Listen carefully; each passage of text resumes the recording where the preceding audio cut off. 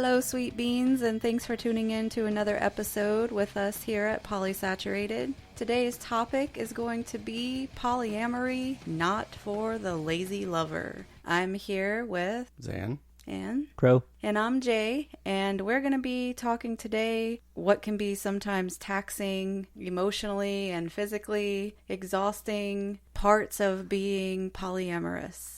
Well, before we get started, I'd like to give a couple shout-outs. We have a super fan, Kim. She has been sending us messages on Facebook. We love you, Kim. Yeah, she has been sending us messages and telling us about, our podcast and how much she likes it. We also had a nice little discussion going on our Facebook with Wade and Tina.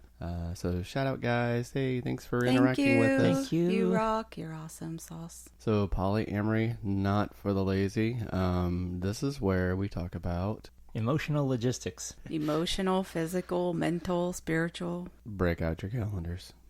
Yeah. The mating call of the polyamorous. Yeah. Let me see your calendar. So basically, the premise of what we're going to be talking about today is just how much effort it takes. I know almost every single topic we talk about is subjective to the subjects and their loyal subjects, but all in all, polyamory requires quite a bit more effort because, if you're in a monogamous relationship, you should be still taking time to make date nights and plans. And if you're into spontaneity and different things like that, you kind of have to always be on your toes. And it is said that the moment a relationship starts dying is when the romance is kind of lost to time constraints, to stress, to worry, to the mundane. And so you can imagine, the more partners you add into that while still trying to maintain healthy friendships and your families, when you start adding more romantic interests and relationships and dating in there, it gets a little bit kind of hairy. Oh, yeah. Yeah, well, coming from me, I'm the most romantic guy in this polykill here. Oh, yeah, as you can tell from his monotonous tone. What are you trying to say? I got this rose for you. Here, take this thing and be satiated. What?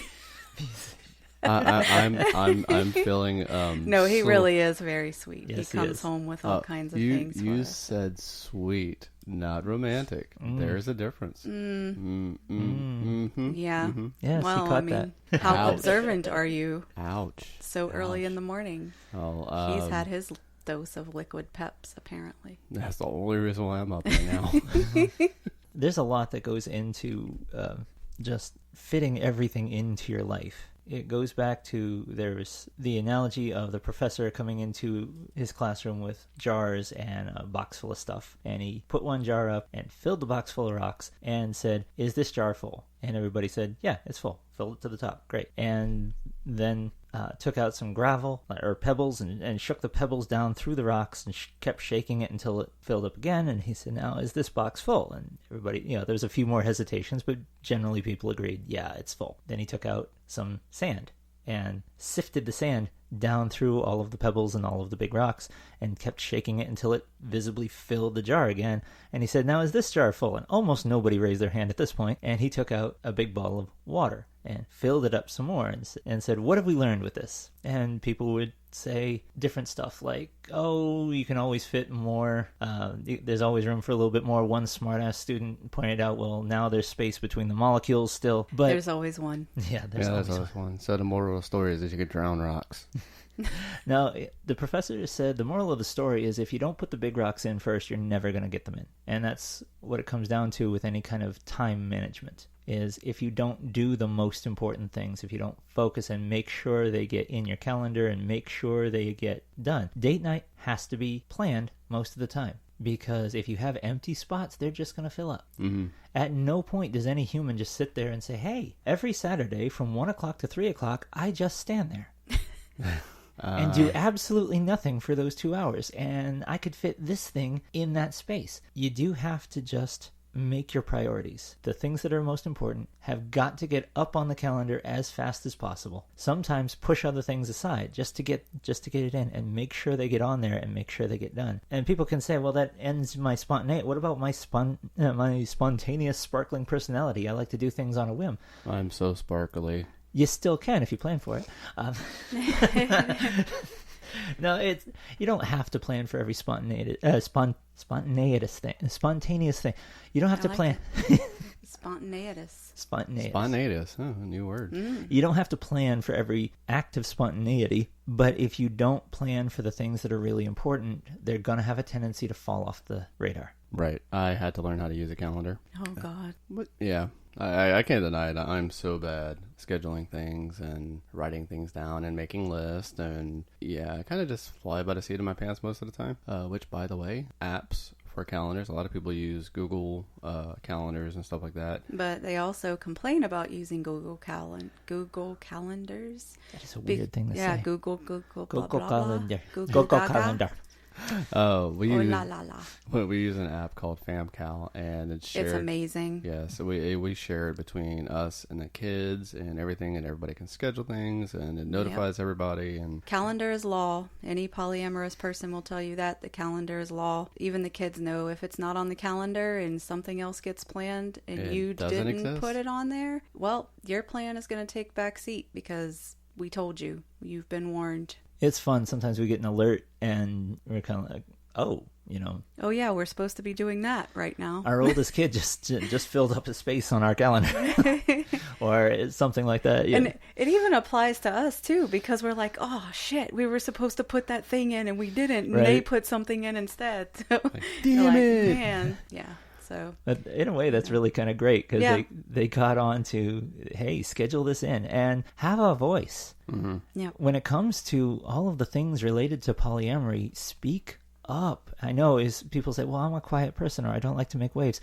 Just do it. Yeah, because if you don't, and I learned this the hard way because I tend to be the quiet person and not speak up about things I like to do. And what ends up happening is that the stuff I like to do takes a back seat. Mm-hmm. After a while of taking a back seat, it gets a little taxing because I haven't been able to do the stuff I wanted to do. And so we had a polycule meeting about like, look, here's the stuff that I've been wanting to do, but I haven't been able to. And we had gone like 8 months without him being able to go on a hike. Right. And so what everybody's saying was, you are important to us. The stuff that you like to do is important to us too. Yeah. It's just that he would never put it on the calendar. And so we have 7 people and 4 teenagers. Life is busy. Zan would always complain that we weren't making time to fit his things in. He wasn't putting them on the calendar. And he was trying to be, quote unquote, accommodating, but at the same time, when he was being so quote unquote accommodating that he was just letting the schedule fill as it may and kind of going along with the flow, he was also feeling left out. Right. We had to talk about it, and they're like, look, things you enjoy are important to us. So if you want to go on a motorcycle ride, if you want to go hiking, if you want to do whatever, go to the movies, put it on the calendar or whatever, and we'll make time to do the stuff that you enjoy doing, because your things that are important to you are important to us also. Well, it's the needs, and it keeps everybody fulfilled. Right. And if everybody's feeling important and like their things are being met and tended to, then it's going to carry on into the harmony of the entire polycule relationship. Once I started doing the things that I wanted to do, and that includes, date times with each other and as a polycule, and it also included like alone time for me. Mm-hmm. And time with the kids. I would go, one of my favorite things to do is hiking. So I would take, either the kids would go with me, or I'd just say, hey, look, this is on the calendar for, let's go hiking. And whoever wants to come can come. It made a great bonding experience with the kids. And it also gave me, if I was just going by myself or something like that it would, give me time to decompress from just life in general and come back refreshed. And because it was something I enjoyed doing. But that's a good point to stop and talk about too. We're talking about the romantic aspects and how much you really need to try to keep that passion alive for absolutely. wanting to spend time with each other. But time for yourself, time with your friends, time with your family, all of that is very, very, very important, because and scheduling really, really helps. I know everybody's not a scheduler. How dare you? You're a schedulist. That sounds incriminating. I don't It know. does. It's weird. Am I a schedulist? You I are am. You are a schedulist. schedulist. Oh, yes. no. You're also a lister too. Mm. Oh, Mm-hmm. am I a lister fiend? Haha. Does anybody Lister get the reference? Wow, I haven't heard that in forever.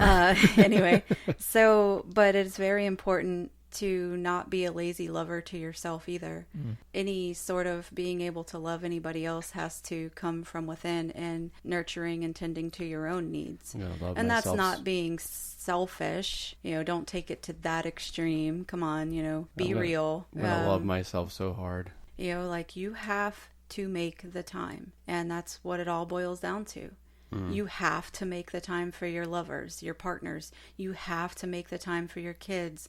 You have to make the time for yourself. You have to make the time for your friends. And you have to do the things to make sure that you're nurturing those relationships. That might mean that you're going to be super exhausted the next day because you had to stay up. You made the choice because you wanted to nurture that relationship to stay up, even though you were exhausted, to be able to spend the time that you needed with this partner or with yourself or with your friend or with your family members. It's all about making it work and fitting it in when you can. It is what you make it out to be. Mm-hmm. If you want it to be completely exhausting, if you want it to be, overwhelming, and at times it can be. I mean, that's just life in general. Mm-hmm. But at the same time, like, it's rewarding. It's, if this is the life you want, we're just giving you an example as to what you can expect. But again, you set your schedule, you set your romantic needs, you set your whatever you need from the other partner, and what they need too is important. So you have to come in and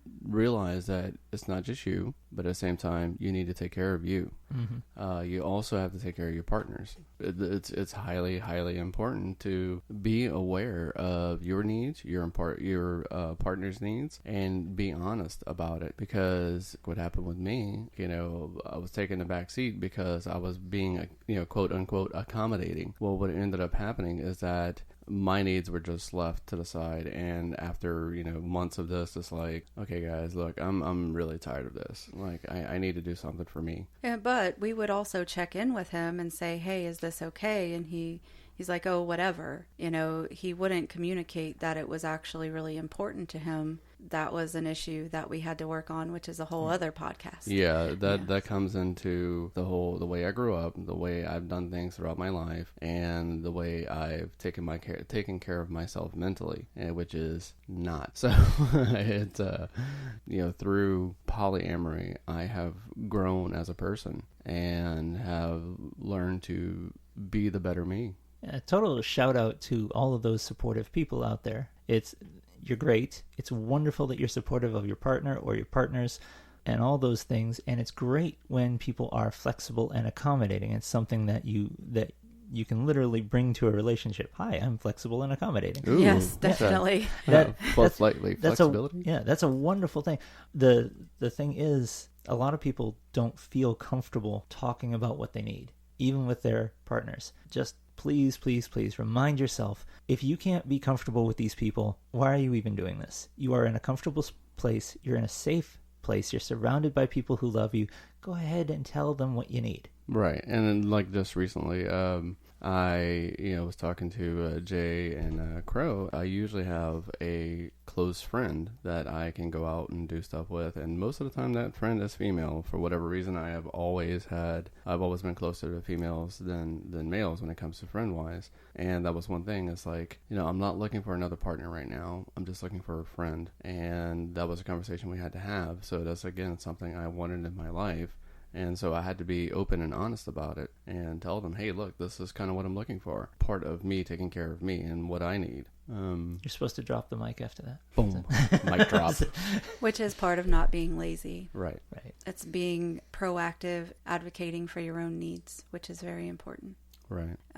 Something else that we need to, I guess, discuss is continuing the passion. Oh, yeah. You know, you can't let the mundane stuff get in the way, and it really does, and it really is hard, and it's something you have to be actively working on. The mundane, the every single day humdrum stuff can really weigh you down and tax you, can put a damper on what I guess people would consider to be date nights